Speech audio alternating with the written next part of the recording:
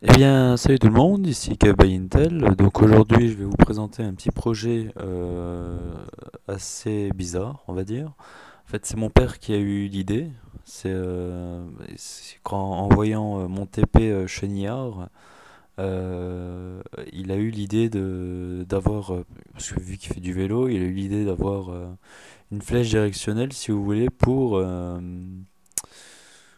que les voitures, j'allais dire, ne le collent pas, quoi. Se décalent bien comme il faut tout dépend de ce positionnement, vers la gauche ou la droite, voilà.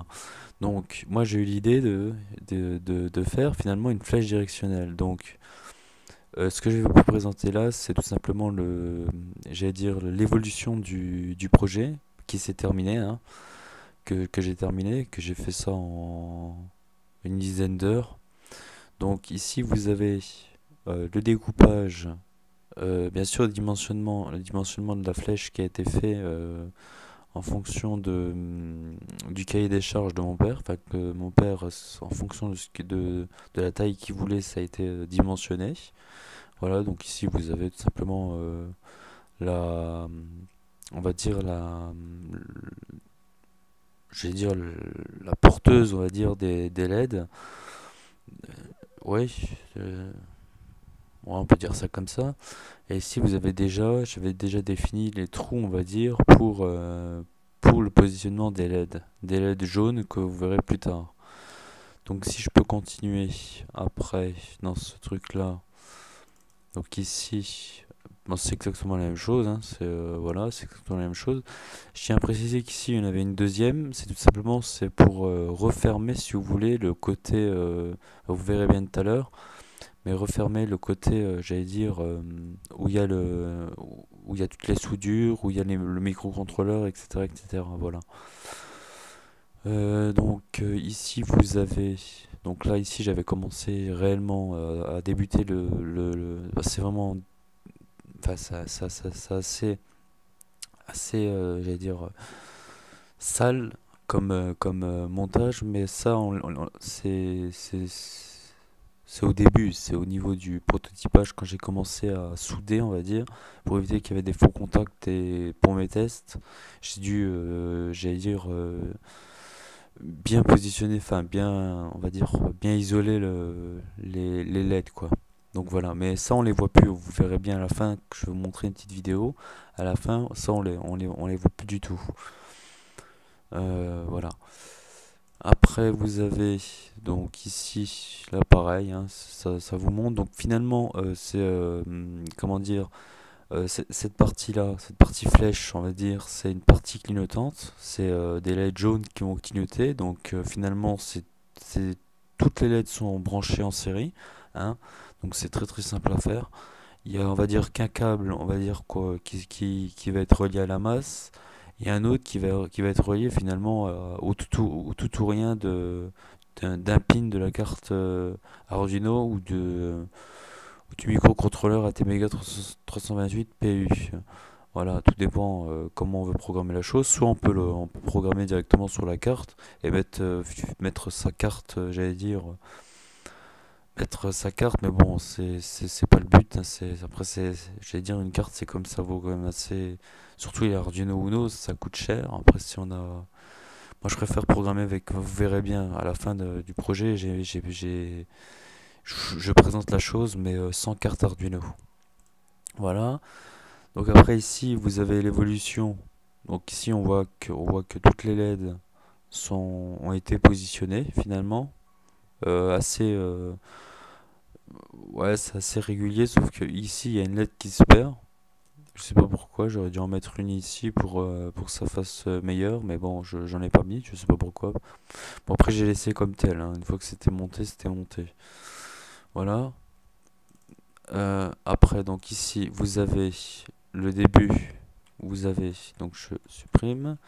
Ici, vous avez finalement le test du clignotement des LED, voilà, et qui fonctionne parfaitement, hein, j'allais dire. Voilà, j'allais dire, ça fonctionne extrêmement bien, voilà. Après, vous avez j'ai mis ça, c'est après vous avez normalement le clignotement, on va dire, le clignotement du fléchage, enfin des clignotements des LED jaunes, de la flèche jaune, et vous avez commencé à avoir le chenillard, on va dire, de, de, de la flèche, on va dire, de la partie rectangulaire de la flèche. Donc on va voir ça. Hop. Puis là, vous voyez déjà que j'ai déjà monté, on va dire, on va dire, enfin, non, il y en a 9 là, 3 6 9 il y a 9 LED déjà, dont 3 sont branchés. Voilà, donc là, on voit, euh, on voit finalement que, par contre, on va dire, 3 LED, donc je vais stopper, là ici, ah non, je vais rester là, on voit, je sais pas si on voit meilleur, non. Je vais me remettre, voilà.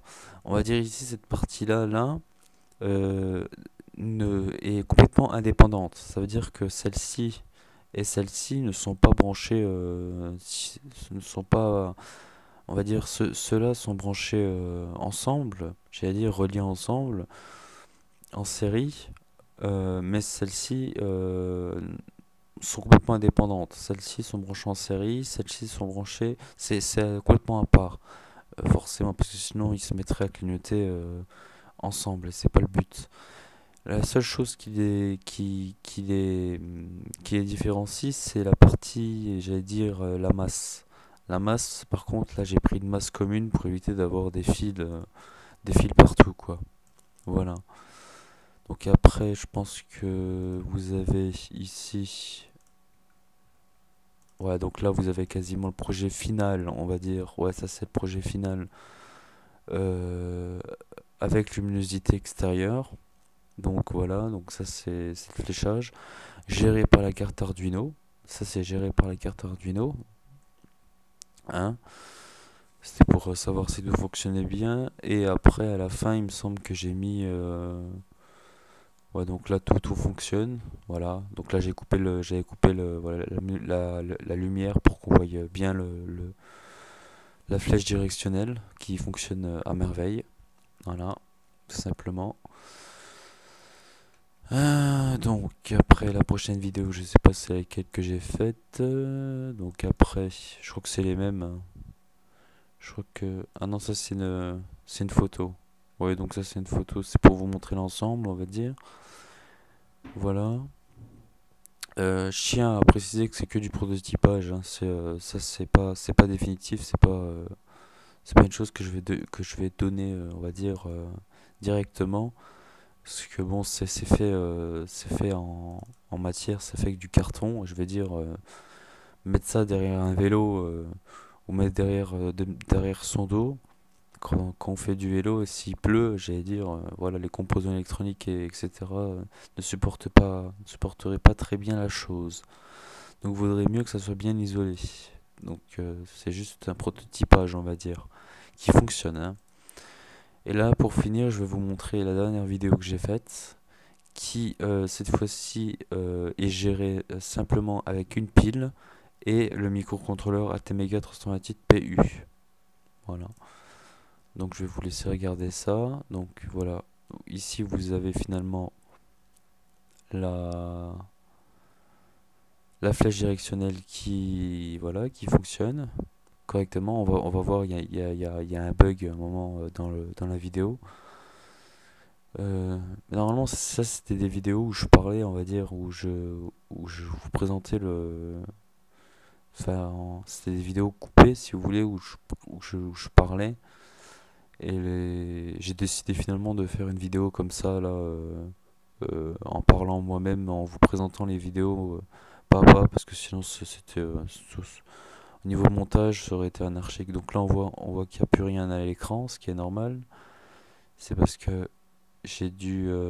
Voilà. Là, je remets la luminosité pour vous montrer finalement j'ai plus, je crois que soit je réalimente, mais vous allez voir, il va avoir un bug. Il va avoir un bug. C'est pour ça que je dis bien que c'est du prototypage, hein, que c'est pas définitif. On voit bien ici que c'est fini, que, que c'est géré par le microcontrôleur ATmega 328 PU, qu'il n'y a pas de carte Arduino, hein, que c'est juste géré par, par un microcontrôleur finalement. Hein.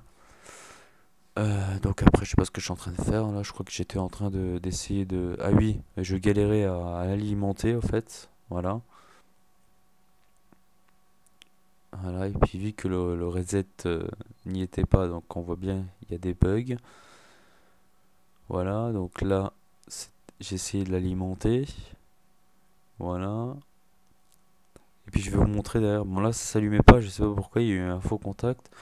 Et le problème, c'est que le reset est bon, est branché directement au plus de, on va dire à la bande positive, aux 5 volts de la breadboard. Donc là vous voyez, attends, je vais faire une coupure. Je vais faire juste une coupure au niveau